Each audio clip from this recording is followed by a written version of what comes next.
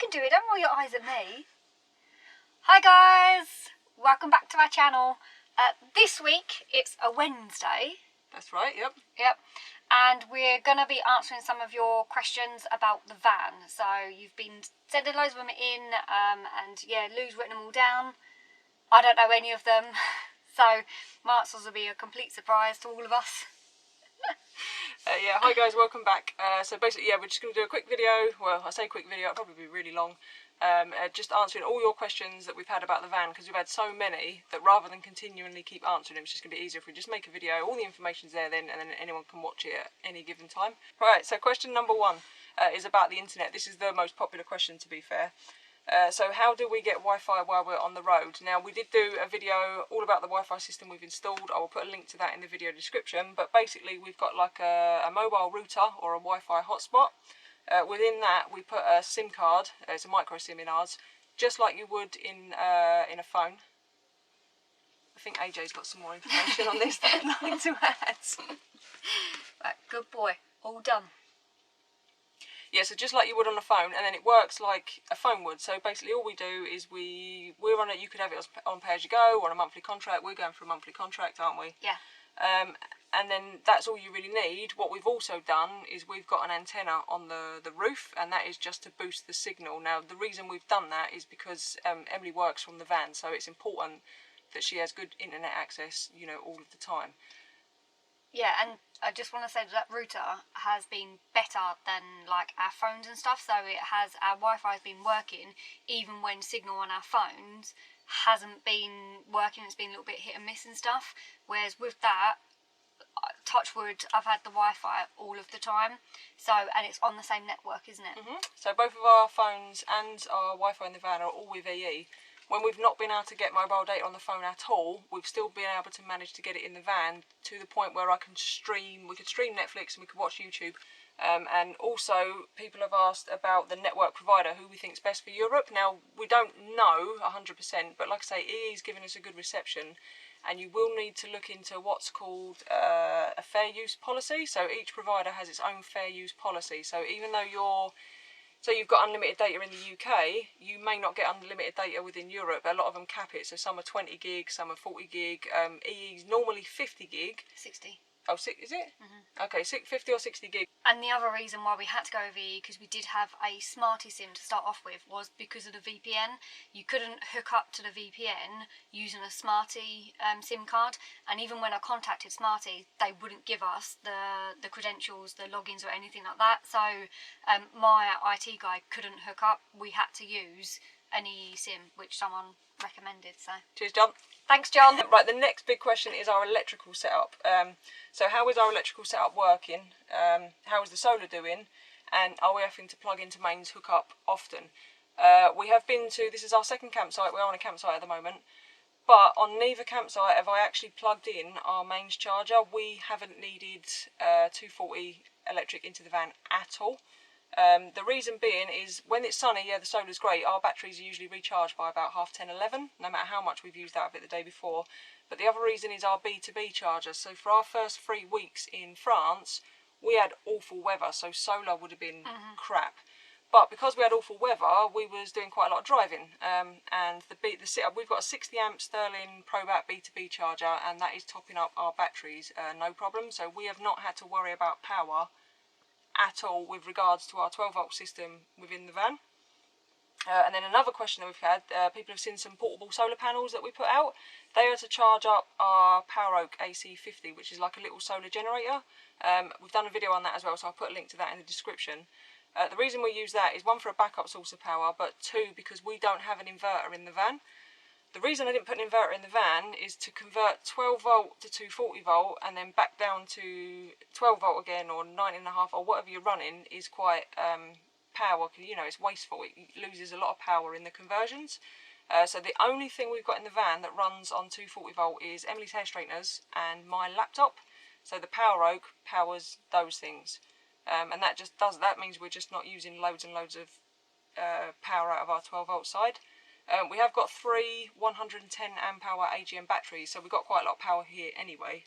But like I say, we've had absolutely no issues with power. We don't have to find a campsite to constantly plug in to charge the batteries. In fact, quite the opposite. We've never charged them since we've been here on 240 volt.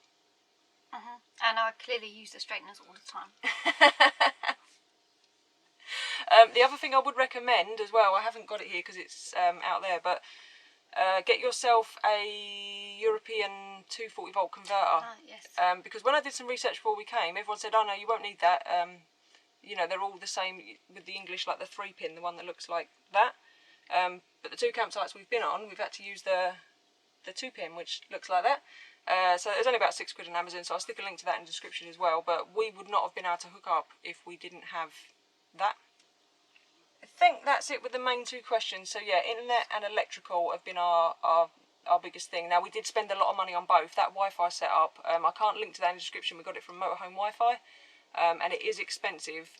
But like I said, we wanted a strong, reliable connection. But they've both been brilliant. We're really happy with both. Oh, yes. Yeah? Yeah. Right. I don't really know much about the electrics, but I can hoover, so... Right, is there anything we would do differently with the van? So many threads in here! Threads of fly. We're having an issue with flies. We're parked within like an orange grove, so there's fruit flies all over the place. And I so should have put the fly screen up, but forgot. Too late. Too late. They're in. Too late. They're in. So is there anything we would do differently with the van? I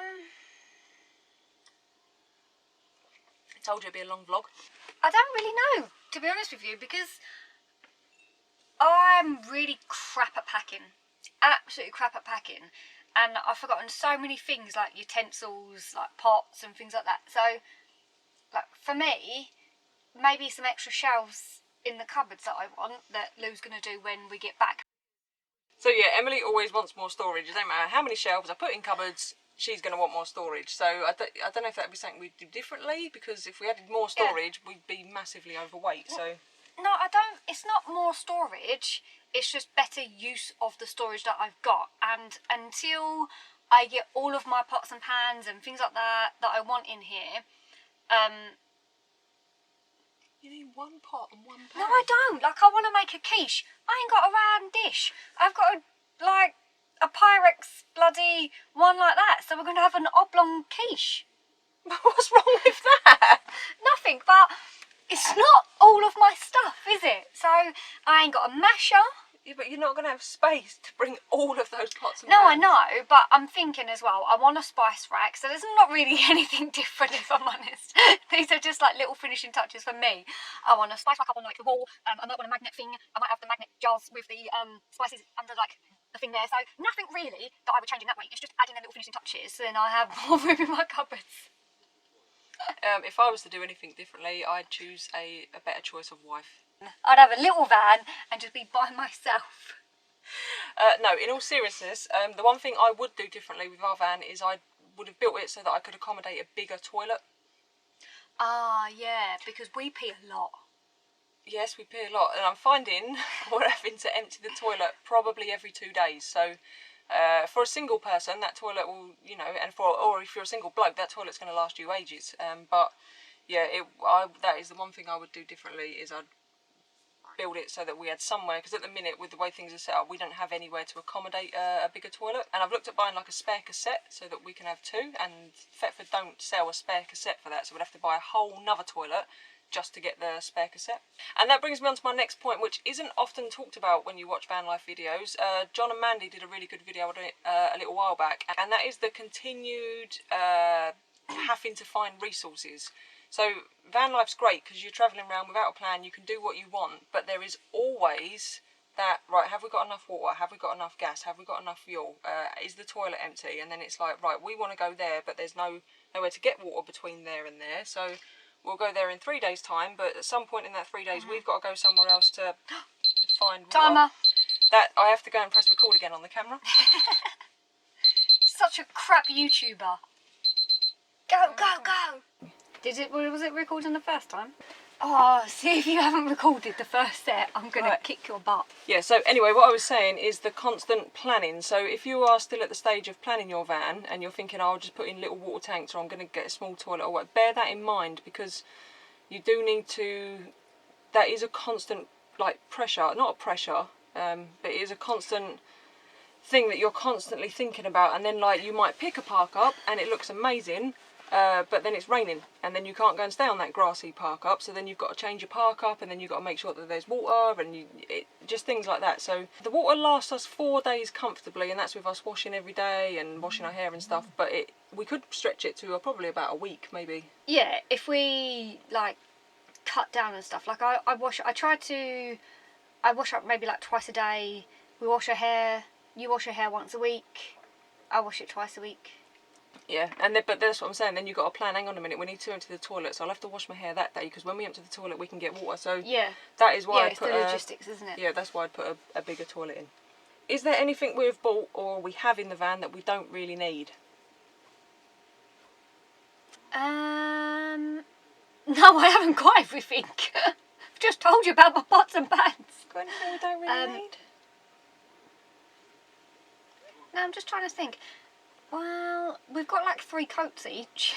Yeah, we haven't needed them yet, but we're gonna. No, yeah, it depends. Yeah, exactly, because we've got like raincoats, normal coats, and big winter coats. But everything that we've got in here That we've built in, we need. Oh, 4 chairs.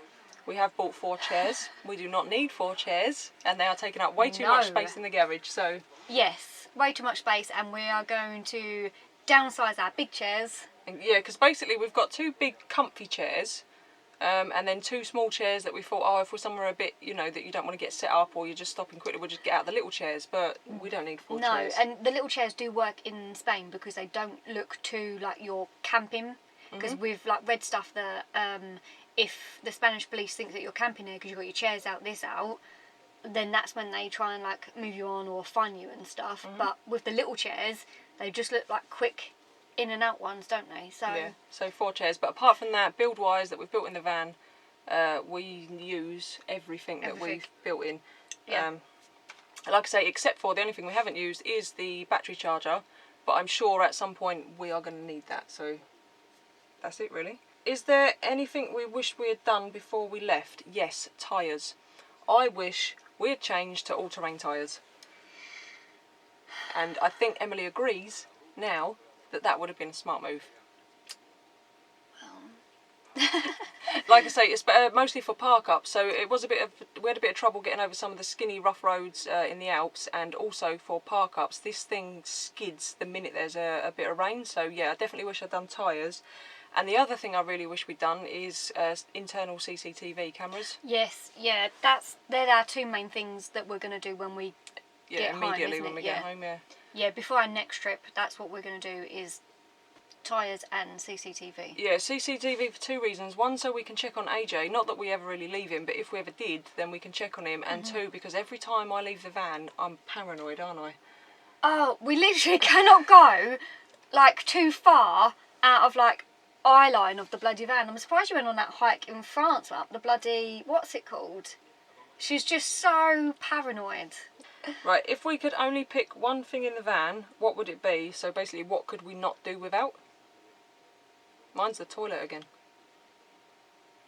Yeah, mine's a toilet actually. Yeah, having the ability to go to toilet inside. Oh. Like when we was in the Alps, it was at night. It was getting down to like 1 degree. Now we both get up at like 6. So if you've then got to go outside, even if you're near a public toilet and you can walk to that public toilet, it's just. I love having a toilet in the van. Yeah, and also if we open the door, AJ thinks he's going out, so then he's up and running round, and it's 6 o'clock in the morning. So I do like the toilet. And the other thing is the diesel heater. Now we put the diesel heater in last minute, didn't we? Yes. But for the first 3 or 4 weeks, it was a godsend because it rained, so everything was wet through, wasn't it? So. Oh, it's been so good for things like that, hasn't it? To have the heater on. It's even dried my hair. She uses it as a hairdryer. She'll turn the diesel heater on, stick her head in front of the outlet for 10 minutes, and her hair's dry. Yeah, it's. I was a little bit. No, we don't need a diesel heater. It's too much money. Blah blah. No, needed it. Even like. Not even just for. What did you just lick? I've got tea on my mouth, haven't I? Yeah, not even just for like heating, but just for when you've come out and it's wet outside and you just need to dry a few things. It's Yeah, especially good. with a dog as well, because it means he dries off super quick. Yeah. I've missed one. What is the best thing about the van? So it's kind of the same question really, but the best thing about the van is you can move it, you can park it wherever you want.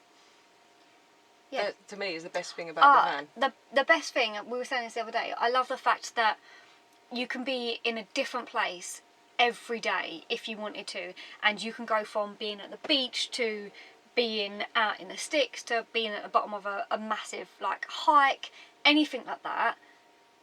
Yeah, it's amazing. Yeah, that is easily the best thing about the van, isn't it? Yeah. Oh, this one, right. Have we changed the body type to motor caravan with the DVLA? No, we have No. not.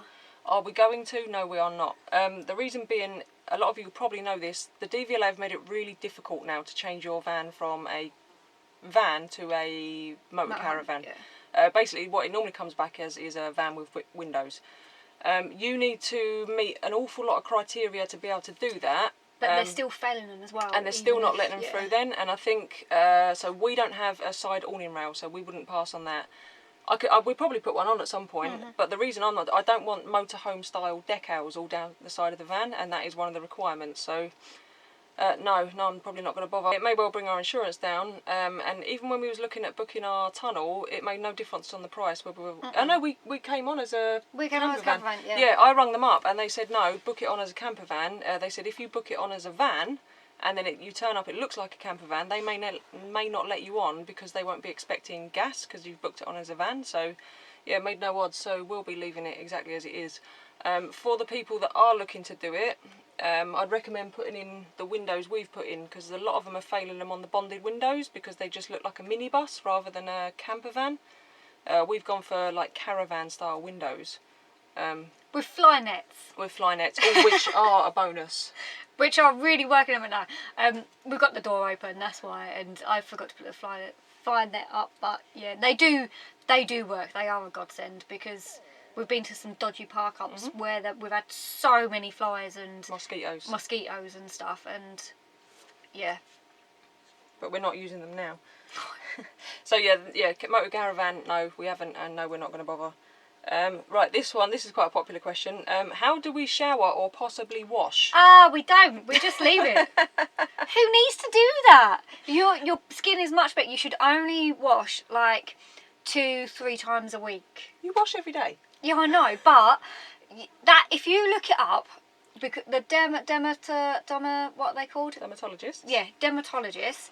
They say that you should only wash 2 or 3 times a week because of your skin will have its own natural oils and stuff that way. But no, we do wash every day. We do wash every day. Now, we don't have a shower in the van. No. We have got a USB rechargeable shower. So basically you can just plug it into your USB sockets like you do with your phone and charge it up, and then just fill up like a bucket of water. Drop the pump part of it in. It's just like a little submersible pump, and then turn it on, and then you can shower with it.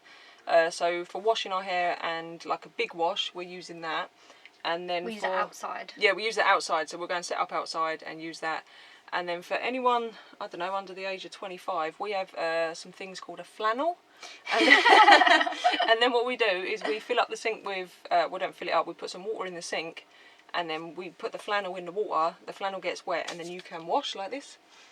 Well, it's obvious, isn't it? No, not to some people. Old-fashioned strip wash. Yeah, it's an old-fashioned strip wash. So, yeah, at the end of the day, when you have a shower, the only difference with having a strip wash here is that you haven't got the water rushing down on you the whole time. And if we did have a shower, you couldn't really do that anyway because you'd be filling up your water every day. Yeah, that's the thing. I mean, we could put a shower... Oh, we'll get to that in a minute because there's more questions.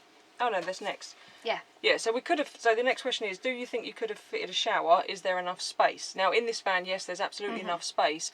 If you watched our build series, you'll know that we kept this as open as possible because we've got a dog and we've also got a cat. So we wanted as much room to be comfortable when we're living, because we knew that even if we put a shower in, we're not going to be able to use that shower every day. Not for 2 of us. That's just going to kill you. You're going to go through your water in like 2 days. Yeah. So, yes, it would be nice to have a shower. I'm not going to lie. If we didn't have the dog, maybe we'd put one in. Yeah. I think I'd put more of a... like where it's built into the bottom and then you just set up a curtain. Yeah, because I really do like the open space that we've got. The open space of it, yeah. Like I say, it probably, at the moment, we're not finding it I'm not missing having a shower, because we are still washing in exactly the same way and stuff like that. So it'll be, if we go to, you want to do some like cold holidays, I want to do the Nordic countries, yeah. that's maybe when I might miss Having a shower. having a shower and stuff like that. Right, this is one for you. Are we glad we fitted the oven? Oh, I love my oven. Absolutely love it. I use it all of the time. I use it every day, to be honest with you, because every day she has a pan au chocolat that she wants warmed up. You know, I warmed up our lunch today, so we bought some pastry things yesterday, and so even if you're not using it every night for cooking, because I do use my wok and my sort of hob more than I use my oven, but even just for them little things, like we warm up, you know, pan au chocolat, warm up pastries, warmed up lunch, you know, I cook roast potato. I fancied some roast potatoes the other day, just cooked the roast potatoes. It's, yeah, I love it, love it. And the next question is, how do you cope with it being small and only having 2 rings? I saw that one actually. Alright. No, I cooked a roast the other week when we were back in France and stuff like that, so it's, yeah, it was okay. There was no, I didn't need to, because for me, I'm not one that separates all the veg and has to have it all separate and stuff like that. I put all of the veg in one pot, even back at home, because I don't like the washing up. So I only use 2 rings back at home anyway. But yes, yeah, so I don't really know. I've got a 4-ring hob at home, and I only use 2 rings at home. So for me, it's perfect. I love it. I don't know what else you would really do. I suppose you can get a steamer, so if you was someone who's used to using like 3 or 4 rings, and that's because you've waffled on too much about your flipping oven. Oh, unbelievable. No one wants a cooking lesson about whether to use a bloody steamer. So yeah, anyway, having just 2 rings is fine for me. I cook I cook lasagnas, I cook, I'm just saying that you can cook all meals.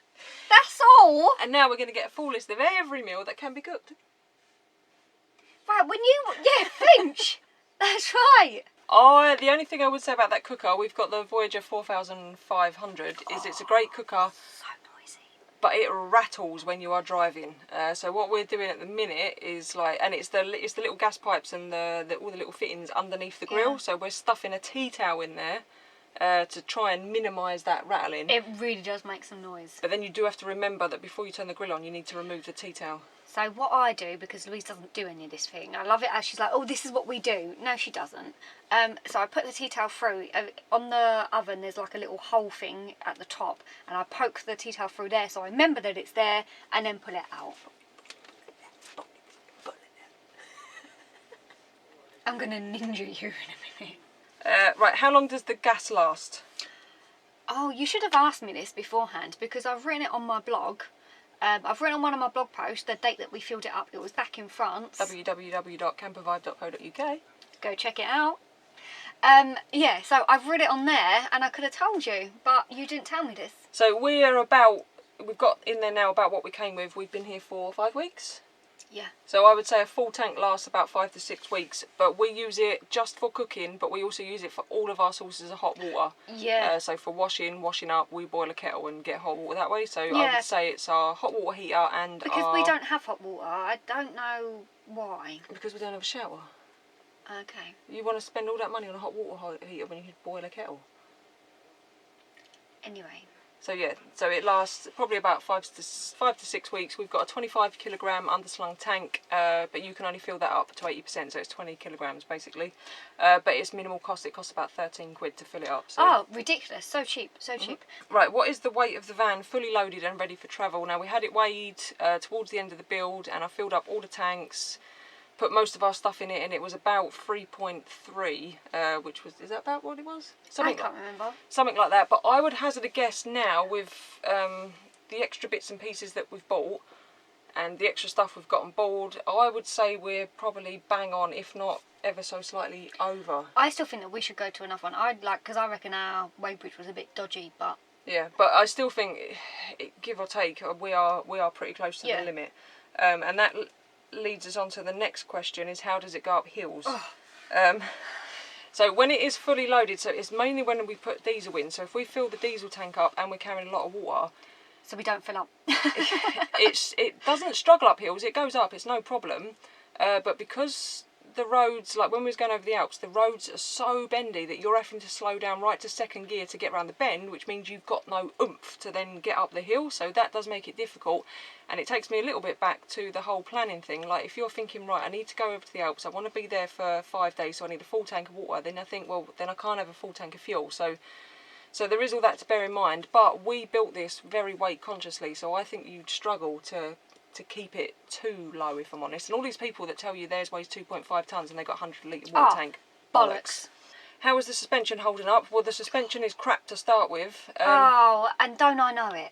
And to be honest, the suspension actually feels a bit better when it is fully loaded. But yeah, the suspension isn't great. I might look at upgrading the suspension at some point. Of course, because what Louise does is when she wants something, she puts little things in my head and she's like, oh, it's because of this.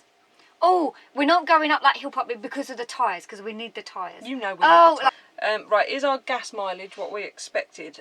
So I haven't done a proper test since we've been here, but the onboard computer, the trip computer, I don't know how accurate it is, says our average gas mileage is 27.1 mpg.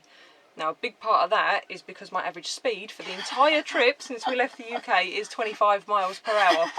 And the main reason for that is because we spent so long in the Alps, and then even in Spain we've gone to the national parks, and they're all hilly, so that is probably why our fuel consumption's at 27. Usually we're in the UK, it's about 29 to 30 miles to the gallon, so yeah, it's a little bit less than what I expected, but that is mostly, I think, due to the fact that I've been going uphill in second gear, fully loaded for 5 weeks. Yeah.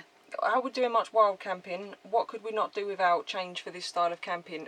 We've done wild camping nearly the entire time. This is our second campsite in 5 weeks.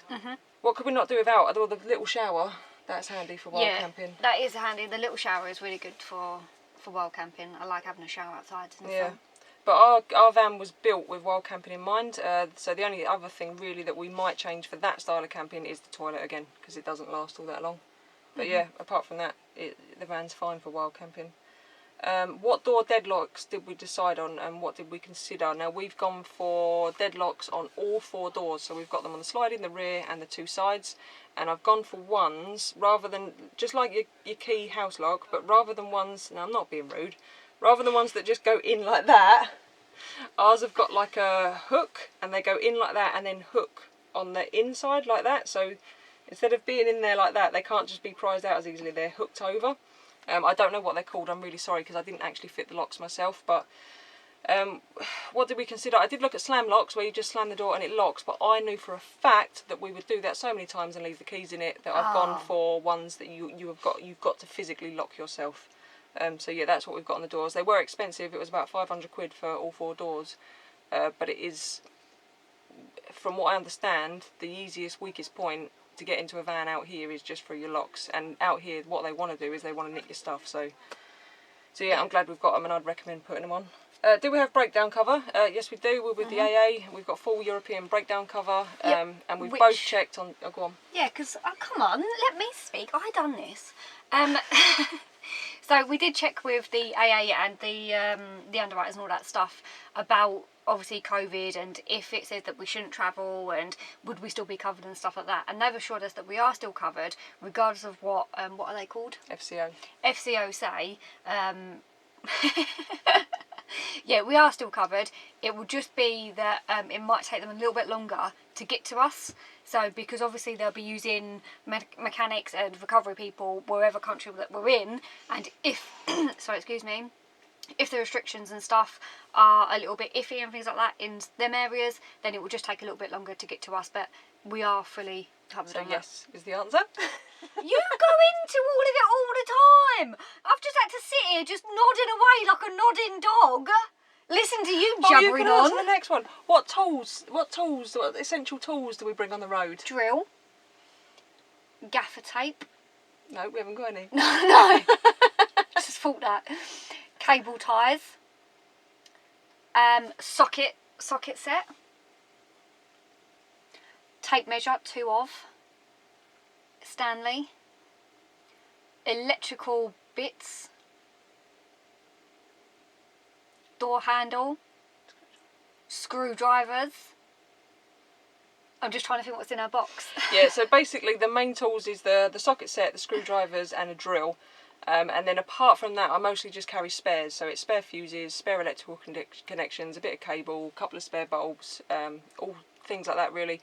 Mechanically, if this thing breaks down, I can't really fix it myself. So it's mostly just stuff for fixing, you know, like internal fixtures and fittings. Couple of adjustable spanners in case there's an issue with the plumbing, but yeah, just odds and sods like that. Plumbing stuff. Yeah, plumbing stuff. And then spare fittings of everything we've got. So I've got all spare fittings for the plumbing, all spare fittings for the electrics, and then if there is a leak or anything, then I can fix it. then she can just jump in and fix it, so it's not a problem. Why did we choose this make model of van? Right, so I'm answering this. Okay, you answer. So we chose this. There's 3 types. So we chose this. What's the 3 types? Right. Citroen Relay, Peugeot Boxer, Fiat Ducato. We chose it because it's square. So as the vans come up, what? We chose it because it's the widest. Listen, I'm getting there. Just There are let other me. square vans that are narrow. Right, I'm just getting there. It's the widest. And it's square. Like the other vans come up like that, but this one is wider and square. So we could have our fixed bed because I didn't want to keep making the bed. I'm not going to lie, I was lazy. I don't want to do it and I wanted all the storage underneath. So it would have been lovely to have seating and stuff here, but I'm too lazy for that. The other thing as well, if you're looking, we wanted a van with aircon, and to try and find a Sprinter with aircon at a reasonable price was nigh on impossible, wasn't it? So this is much easier to find this type of van with like aircon and stuff like that. So, but that's the reason, so we could have a fixed bed. How do we feel about not having a side awning? At the moment, okay, because we haven't needed it. Yeah, we haven't needed it. We will. We are going to add something, whether it's a fixed side awning or just like a pop-up awning. Right. I know. Well, just a pop-up awning, we don't know. But to be honest, because we've done so much wild camping and the spots we've chosen, I don't think you could really get away with putting your awning out all that much anyway, because you just look too obviously that you're camping there all night then. But I think in the real heat we will need one for shade for AJ, so we'll have to be a bit cautious then about where we park. And how is the van holding up in the heat? Well, it's not been too hot that it gets scorching in here. When we're driving we've got the aircon, but because we've put windows in all 4 sides and we've got the 2 skylights, we can easily get like a breeze through. Oh yeah, if you have these open, and especially when this one's open, I don't know why the back one, because we're parking all different like things, but when you have them open, it does send a nice little breeze it circulates the air. So far, and with the insulation as well, obviously insulation isn't just about keeping warm in the cold, it's about keeping the heat out in the summer. So how easy is it to adjust to driving on the other side of the road in a right-hand drive? So easy. For the 40 minutes that Emily done, it was easy, right? Yeah, it was actually, yeah. No, it's really, really easy. So I've driven on the opposite side of the road quite often, but not that often in a right-hand drive and never in anything this big. So I was a little bit nervous when we come, mostly because obviously I'm on the wrong side for passing vehicles and coming out of junctions. That's what I'm there for, so I'm the lookout. I'm like, go, go, go! Emily looks left when I can't really see, so, but no, it's really, really easy. Team effort. It is a team effort. It's really, really easy to be fair, and within, I don't know, a couple of hours of driving, if that, you've adjusted, and once you've been here a couple of weeks, you don't even think about it, it's just normal. Do we ever forget? Not now, no. Like I say, the first few days, yeah, I tend to wake up and go, right, drive on the right. Yeah, I think in France it seemed easier to drive, but the roads in France are much easier to drive. Well, not much easier, but easier to drive on the Spanish ones. But I wouldn't, if you're thinking about it, I wouldn't worry about it. It goes to 20 minutes. Oh, okay, fine. Yeah, if you're worried about it, I wouldn't be, because it really is quite easy. Do we find the van big enough for 2, and would we go bigger? I think it's plenty big enough. Like, the way that we've built it is, is that the kitchen is narrower, and the bench seat is narrower as well. So we've got a lot of space in the walkway. That's one of the reasons why we put the fridge underneath the bed as well, is because the fridge is wider and would stick out more than what we've got and what we would want. Yeah, so to put the fridge there, you'd have to make the kitchen wider, which narrows and narrows and narrows the van. But here, this way, we can go past, Asia can go past. Don't get me wrong, there's times when you're like, get out of my way. But that's generally just because I'm tired or something. Once a month. Once a month, this van is too small. But no, to be honest with you, I woke up the other morning and was like, this van looks massive. Yeah, I would go bigger. I'd happily drive a bigger van, and it would be nice to have a bit more space. However, I don't think for us, at this point in our lives, we'd go for a bigger van. Purely because we can get this into some really obscure places. If we was a little bit longer, there's a few places where I think we would have struggled. But to say that, we're still young and adventurous. I think as we get older, we might want to go for something a bit more bigger. We might even have a motorhome. No. Right, that's it. That is it. Is that it? Yeah, that is it. We've had lots and lots of other questions about money, fuel costs, insurance, how the people have been travelling during the pandemic, and like what sort of camera equipment we use. We're going to do a whole nother video about costs and budget and... Yeah, because clearly we talk way too much on these questions, so this is going to be like an hour-long bloody vlog anyway, so... Yeah, so we... I have, sorry. No, carry on.